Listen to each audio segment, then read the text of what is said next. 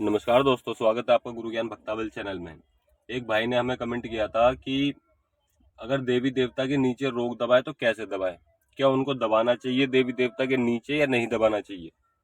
तो मैं आज आपको इसी चीज का जवाब दूंगा, क्या देवी देवता के नीचे रोक दबाने का फायदा है या नहीं है, और अगर दबा सकते हैं तो कैसे दबा सकते हैं। क्योंकि देखिए, मैं आपको पहले तो पूरी चीज बताता हूँ कि अगर आप देवी देवता के नीचे कोई भी रोग दबाते हो ना, कोई भी रोग, ठीक है, XYZ, एक छोटा सा भूत ही आप देवी देवता के नीचे दबाते हो तो आपको दिक्कत होती है।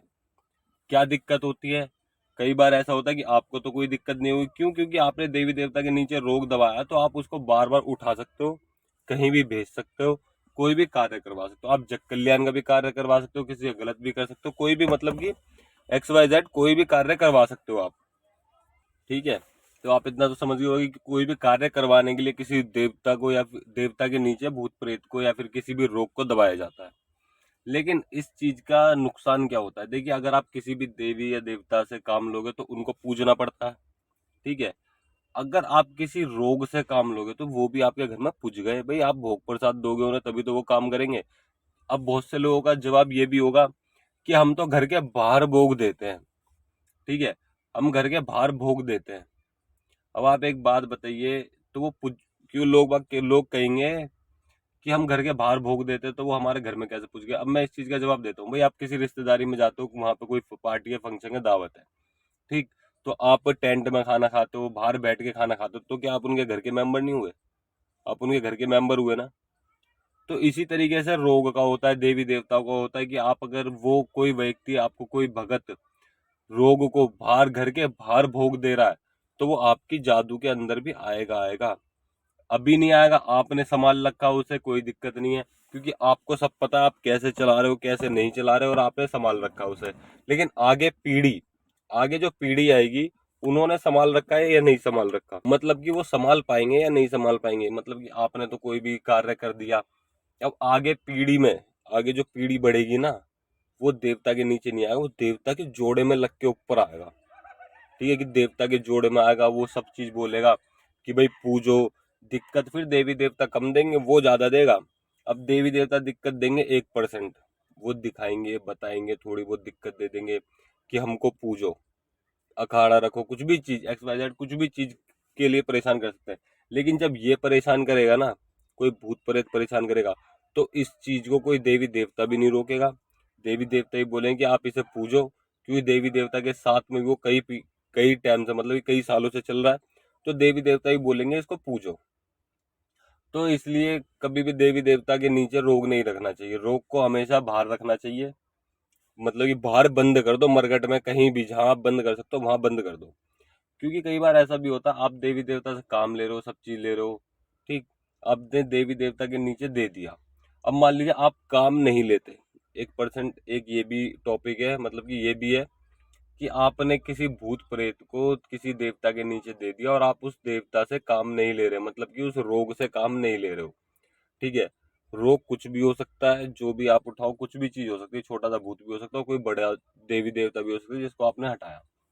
अब उसको आपने अपने देवता के नीचे दे दिया, तो वो दिक्कत क्या आ सकती है? दिक्कत ये आ सकती है, आप उससे काम नहीं ले रहे, बहुत अच्छी बात है, आप काम नहीं ले रहे, ठीक है। लेकिन अगर आप उससे काम नहीं लोगे और वो देवता के साथ में ही घूमेगा, तो देवता भी उसको अपने सर पे कब तक लेके घूमेगा, ये बताओ। मेन चीज यहाँ आ जाती है, देवता भी अपने सर पे रख के या फिर कमर पे बैठा के उसको लाइफ टाइम नहीं घूमेगा। वो बार बार आपको दिखाएगा भाई इसका क्या करना है, वो बार बार आपके ऊपर फेंकेगा, आपके परिवार के ऊपर फेंकेगा, आपको सपने में दिखाएगा, कैसे भी दिखाया आपको, वो बार बार दिखाएगा कि भाई इसका करना क्या है, ये बताओ। फिर आप क्या करोगे? उनका भोग प्रसाद दोगे देवी देवता का, फिर भी आपको हटाना पड़ेगा देवी देवता के नीचे से उस चीज को। ठीक है, और अगर आप काम ले रहे हो तो देवता जल्दी से उसे आपके ऊपर नहीं फेंकेगा, वो काम लेने देगा, फिर बैठा देगा, फिर काम लोगे, फिर बैठा देगा, फिर काम लोगे, फिर बैठा देगा। लेकिन उसके बाद में लास्ट में तब आपकी पीढ़ी चेंज होगी, भगत दूसरा होएगा, तब आपको दिक्कत होगी, आपके परिवार को दिक्कत होगी। तो इसलिए आगे तक की सेफ्टी के लिए आप इस चीज को ना करो तो ज्यादा बढ़िया है। भाई, क्या होता है, आप भी किसी चीज को भुगत रहे होगे कि आपकी जादू के नीचे रोग है, ठीक है, तो वो किस तरीके से आता है? इसी तरीके से आता है, पहले के भक्तों ने किसी रोग को लिया, वो देवता के नीचे दे दिया, उससे काम लिए, सारे काम कराए, अच्छे भी कराए, बुरे भी कराए, सब चीज कराई, लेकिन वो दिक्कत अभी तक आपको दे रहा है। ठीक है, कई लोगों के घर में आपने देखा होगा कि भाई देवी देवता के जोड़े में कोई रोग चल रहा है, कोई भूत प्रेत है। वो किस तरीके से आता है भाई? ऐसे ही आता है, इसी वजह से आता है वो भूत प्रेत रोग। क्यों? क्योंकि हमारी गलती से हमने उस रोग को नीचे दिया, हमने उसको हटाया नहीं, तो वो देवी देवताओं के साथ में चलने लग गया। भाई आप किसी भी भूत प्रेत का भी भोग दोगे, अपने देवता के जोड़े में लगा के अपने देवी देवता को भोग प्रसाद दोगे और फिर साथ में उसको भोग प्रसाद दोगे, तो क्या होगा? वो आपके घर के, मतलब कि आपके घर में भी दिक्कत देगा। धीरे धीरे वो आपके देवता के साथ पुज जाएगा और धीरे धीरे आपके घर में दिक्कत देनी शुरू करेगा। तो इसका मतलब ये है, आपको किसी भी रोग को अपने देवताओं के नीचे नहीं देना। अगर आपको लगता है कि भाई ये मेरे पूजने लायक चीज है और आपने उस चीज को हटाया है, तो आप डायरेक्ट अपने देवी देवता से बात करके पूज लेना, ताकि आगे पीढ़ी को भी पता हो कि भाई ये चीज मेरे घर में पूज रही है। ठीक है, उसको सीधे पूज लेना, ऐसा मत करना कि उसको उठाया और छोड़ दिया, अपने देवता के नीचे दे दिया। उसको सीधे पूज लेना, अपने गुरु जी से बात करके, अपने देवी देवताओं से बात करके कि किस तरीके से पूछे, क्या विधि विधान है, क्या भोग देना है, क्या नहीं देना, वो सब बात करके आप उसको डायरेक्ट पूज लेना। ऐसा मत करना कि आप देवी देवता के नीचे दे दो और फिर भूल जाओ, फिर आपके घर में दिक्कतें परेशानी बढ़ती रहे, आपके घर में भी, फिर आगे पीढ़ी जाएगी उनके घर में भी। फिर जितना ये मत समझिएगा कि आपके घर में ही दिक्कत होगी। आपका जितना बड़ा परिवार होगा ना, सबको दिक्कत होगी और सबको परेशानी होगी। तो आपको ये करना है कि आपको अपने घर की सेफ्टी के लिए ऐसी कोई भी कार्य नहीं करना जो आगे पीढ़ी को भुगतना पड़े या पूरे परिवार को भुगतना पड़े। ठीक है, तो इसका मतलब यह है, आपको कोई भी देवी देवता को के नीचे कोई भी रोग नहीं देना है, कोई भी भूत प्रेत नहीं देना है, चाहे वो छोटा हो बड़ा हो। अगर आपको आपने कोई देवता उठाया, ठीक है, कोई देवता को मना परचा घटाया, उसको अपने देवता के नीचे देने की सोच रहे हो कि आप इससे काम लोगे और ये अच्छी चीज है, तो आप सीधे अपने गुरु जी से बात करके, गुरु उस्ताद से बात करके, अपने देवी देवताओं से बात करके डायरेक्ट पूछ लेना, कोई भी दिक्कत नहीं है। ठीक है, लेकिन उसको बुरे पे से हटा के अच्छे पे लाके पूछना, ये नहीं कि बुरे पे पूछ लो तब भी बात वही है। तो इस चीज का ध्यान रखना आप, वरना ऐसा कोई भी कार्य मत करना जो आपकी गलती पूरे परिवार को या पूरे खानदान को भुगतनी पड़े। अब आप तो समझ ही गए होगे कि देवी देवता के नीचे रोग नहीं देना। आप कोई भी बड़ी से बड़ी चीज उठाओ, छोटी से छोटी चीज उठाओ, सीधे मरघट में या कहीं भी जहां भी आप देते हो चीजों को बंद करते हो, वहां पे बंद कर दो, अपने देवी देवता के नीचे नहीं रखनी। ठीक है, इस चीज को आप ध्यान रखना और ये चीज आप समझ भी गए होगे बहुत अच्छे से। ठीक है, और अगर नहीं समझ में आया तो आप मुझे कमेंट करके मेरे से पूछ भी सकते हैं, तो मैं आपको और अच्छी तरीके से समझा दूंगा। लेकिन वैसे मुझे नहीं लगता मैंने इस वीडियो में कोई कसर छोड़ी है, मैंने आपको सब चीज समझा दी है, सब चीज बता दी है।